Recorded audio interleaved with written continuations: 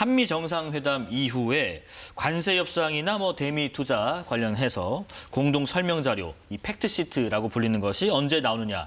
이 부분에 대한 질의도 있었는데 한미 회담은 이미 일주일이 지금 지나간 상황이고 늦어지는 건가 싶기도 하고요. 일본과 중국은 이미 팩트 시트가 끝난 상태고요. 발표가 됐고 강훈식 비서실장이 오늘 국회에서 질의에 이렇게 답을 했습니다. 오늘 이제 막바지 단계라고 설명을 했고요. 그러니까 절차도 관세만이 아니라 안보에 관한 것들도 팩트시트에 담긴 다음에 MOU에 체결하는 시기고 이번 주를 넘기진 않을 것 같다 이런 얘기를 했는데 어떻게 좀 예상하고 계십니까? 그러니까 이제 처음부터 한미 관세 협상 같은 경우는 사실상 지난번 1차 한미 정상회담 그러니까 7월 30일이죠. 네.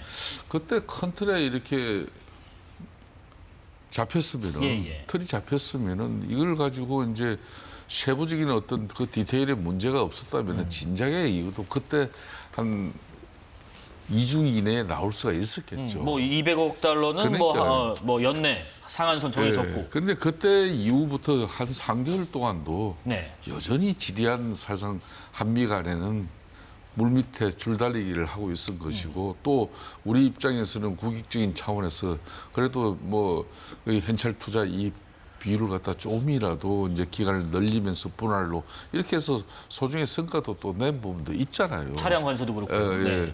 그래서 이제 그런 부분은 한편으로는 이렇게 좀 좋게 평가를 할 수 있겠지만은 이번 같은 경우는 두 정상이 너무나 완벽하게 그냥 이제 관세 협상뿐만 아니라 심지어 핵 추진 잠수함까지도 이재명 대통령이 공개적으로 요구하고 트럼프가 그것도 그 하루 만에 또 이제 본인이 입장을 승인해야 하는 입장을 또 발표함으로써 문제는 이런 것들이 이제 합의문 내지는 이제 조약 형식으로 나와야만이 국회 비준 동의도 또 이루어지고 이런 건데 아까 서두에 이 수백조 부분에 국민 헬사가 뒷받침돼야 되는 이 한미 관세 협상의 결과물이기 때문에 당연히 헌법에 따라서 국회 비준 대상입니다. 예. 그렇다면 당연히 이제 야당 입장에서도 어떻게 이제 이 협상 내용이 구체적으로 이루어져 가지고 우리 기업들이나 우리 국민들의 부담은 또 우리 국가의 앞으로 미래 비전을 어떻게 가져가는 건지 이걸 소상하게 알아야죠. 그러니까 이 팩트 시트가 너무 시간을 지금 오래 끌고 있다는 내용은 지금 일본의 사례라든지 영국하고 한 사례라든지 EU 사례라든지 어디에도 이렇게 시간을 오래 걸면서 이렇게 나오지 않는 경우가 없어요. 그런 측면에서는 또 이번에 또 한미 간에 이렇게 정상회담은 잘 이루어졌고 거기서 또 좋은 결과물이 나왔다고 하지만은 또 트럼프 대통령 미국을 돌아가서도 6천억 불 갖다 한국으로부터 땡겼다 그랬는데 우리는 분명히 3,500불인데 이거 어떻게 된 거냐. 많은 의아심이 있거든요. 네네. 트럼프 대통령은 반도체 같은 경우는 대만하고 이제 같은 대우를 한다 그랬지만 그전에는 7월 30일은 최국 대우를 해준다 그랬거든요. 이렇게 자꾸 들락날락 차이가 있어요. 이런 부분을 하루빨리 정리가 되는 게 좋겠죠. 지금 크게 덩어리가 안보적인 내용이 있을 테고 또 관세나 무역 관련된 덩어리가 있을 테고 이미 한미 정상회담 끝났고 미국과 우리의 시차가 좀 있다고는 하지만은 지금 큰 덩어리는 정해진 상태에서 무슨 얘기가 지금 후속 조치로 좀 오가야 되는 상황인 거고 왜 조금 늦어지는 감이 없지 않아 있는 건지 궁금해요. 글쎄요, 아주 세부적인 내용은 지금 현재 그 보안상의 이유로 아마 공개가 안 되기 때문에 제가 이 자리에서 추측해서 말씀드리긴 조금 곤란할 것 같고요. 어쨌든 지금 보도된 내용, 그다음에 지금까지 한미 정상에 합의된 내용을 바탕으로 제가 이제 조금 말씀을 드리면은. 일단은 강훈식 비서실장이 이번 주를 넘기지 않겠다고 했으니까 다음 주 월요일까지만 한번 기다려보죠. 이번 주말을 넘기지 않을 가능성이 미국 시간을 감안해도 월요일이라고 하면 우리 이번 주라고 하면 다음 주 월요일 오전까지 하루 정도가 미국 시간은 늦으니까 월요일 정도까지는 나와야 되지 않을까 강훈식 실장의 말을 유추해 보면요. 그리고 두 번째, 지금까지 그러면 큰 틀에서 한미 정상회담이 합의했던 그러니까 2천억 불에 대해서는 매년 200억 불 이내 범위 내에서 10년간 미국에게 투자한다. 그리고 그 투자의 내용은 별도의 위원회를 구성해서 러트닉 상무장관이 위원장이 되는 위원회에서 그 상업적인 고려를 통해서 한다. 그 얘기는 수익이 나지 않는 곳에 마구잡이로 투자되지 않고 일정하게 수익성 등을 따져서 하겠다, 이런 심사를 하겠다는 거 아니겠습니까? 예. 그런 측면에서 그런 내용들이 잘 반영이 되는지, 그리고 관세 부분에 대해서는 최일국 대우란 표현이나 이런 건 좀 그 표현의 방식의 문제라고 봐요. 결국은 우리 유일하게 미국의 지금 반도체와 관련돼서 경쟁 국가는 사실상 대만밖에 없습니다. 네. 그러니까 대만하고 동일한 수준이라면 그게 사실 최일국 대우라고 봐도 무방할 것 같아요. 왜냐하면 다른 나라 뭐 예를 들면 대만과 우리하고 이 관세 차이가 있으면 같은 제일 큰 경쟁 국가로서 어려움을 겪지만 다른 나라하고는 아무 관련이 없는 거거든요. 경쟁되지 않는 국가 상황이기 때문에 결국은 자동차는 일본이나 유럽 자동차하고 동일하냐가 중요한 거고, 반도체의 경우는 그 대만하고 동일하냐가 중요한 거 아니겠어요. 그런 측면에서 그게 어떤 표현이든 간에 어디에선 최일국 대우, 어디에서는 가장 유력 경쟁국과 동일한 대우. 그게 다 저는 표현상의 문제지 차이가 없다고 생각을 하고, 네. 6천억 불 문제도 마찬가지입니다. 6천억 불에는 이미 그 1차 정상회담 때 우리가 얘기한 게 뭐냐면 1,000억 불 상당의 에너지 구입이 있어요. 그 에너지 구입은 별도로 구입하는 게 아니라 우리가 이미 그 가스 같은 경우에는 그 중동 국가로부터 수입을 하고 있었습니다. 우리나라에게 일정하게 필요한 가스 수요가 있어요. 그 수요를 중동에서 수입하던 것을 미국으로 바꾸는 것뿐입니다. 그런 측면에서 추가적으로 그 우리가 비용이 드는 게 아니다. 그러니까 수입선이 대체될 뿐이다, 이렇게 보입니다. 그런 측면에서 저는 뭐 6천억 불이라고 했을 때 우리 국민들에게 추가적으로 기존에 미국의 약속을 했던 3,500불 이외에 추가적으로 더 늘어나는 것은 사실상 없다고 보이고요. 네.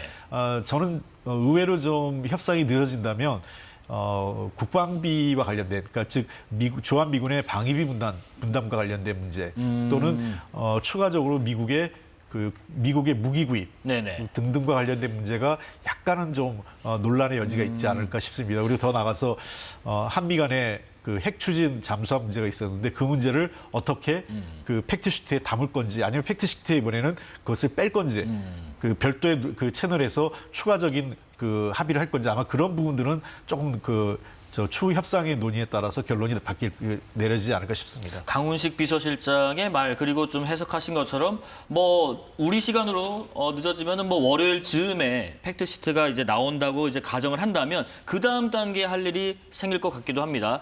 국회가 할 일을 신속히 추진하겠다, 이렇게 밝혔는데 관련 발언 듣고 말씀 이어가겠습니다. 양국은 대미투자특별법의 국회 제출 시점을 기준으로 자동차 등 상호 관세율을 25%에서 15% 낮추기로 합의했습니다. 11월 중 법안이 제출되면 정부는 이를 미국에 알리고 미국은 제출한 달 첫날인 11월 1일을 기준으로 관세를 인하하게 됩니다.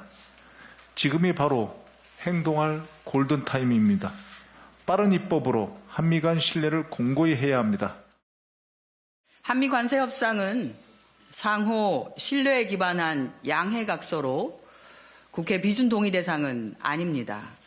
국민의힘은 구속력이 없어서 국회 비준 대상이 아니라면 3,500억 달러를 미국에 투자하지 않아도 된다는 말이냐라고 했다는데, 그간 한국과 미국은 상호 간 신뢰를 바탕으로 또 기반으로 오늘에까지 이르렀습니다. 그 사실을 모르실 리는 없을 것이라 생각합니다. 잠깐 따져보겠습니다. 그러니까 지금 한정혜 정책위의장이 얘기했던 것과 관련 있게 정부와 여당은 이 한미 관세 합의가 MOU, 양해각서 형식이기 때문에 조약이라는 것이 아니다 보니까 이제 국회 비준 절차가 필요하지 않다라는 입장인데, 여기에 대한 부연 한번 좀 들어보겠습니다.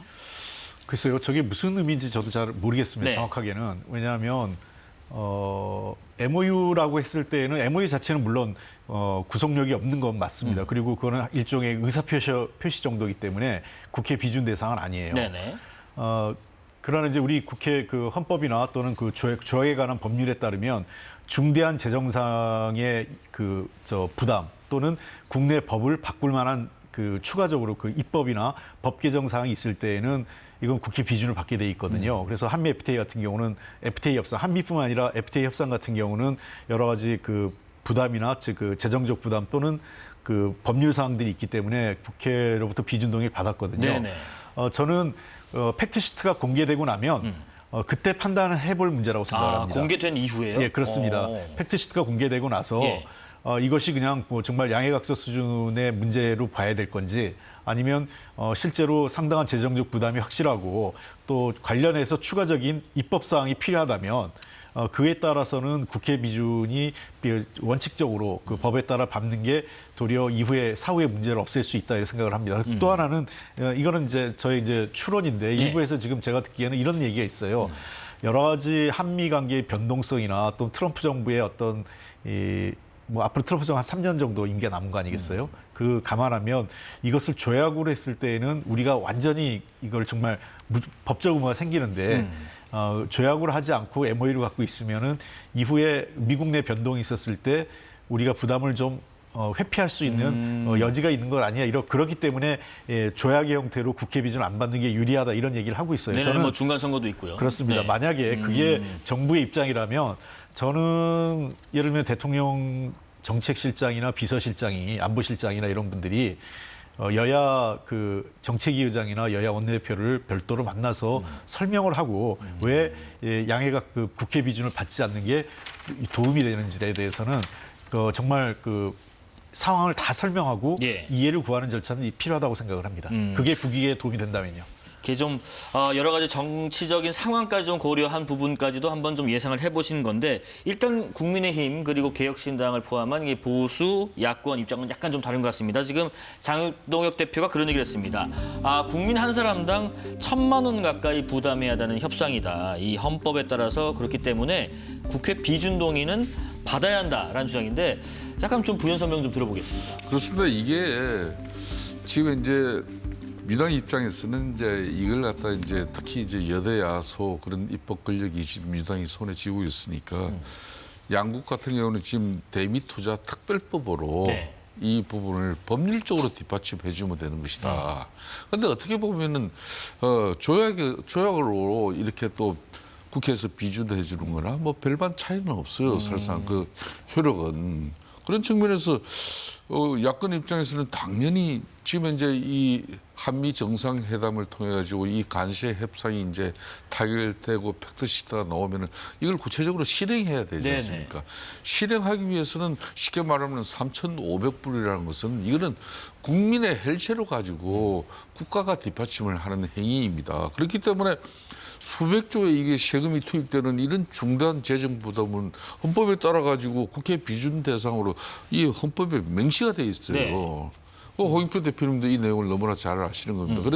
그래서 저는 민주당 내에서도 홍영표 대표님처럼 이게 팩트시트가 나오고 난 이후에 그러면은 이건 다 뭐 모든 전문가들이 이거는 국회 비준으로 가야 될 건지 안 그러면 한미 대미투자 특별법으로 이걸 법으로 담아가지고 이렇게 녹여내는 게 맞는 건지 뒷받침을 하는 게 맞는 건지 이게 판단이 쓰는 거잖아요.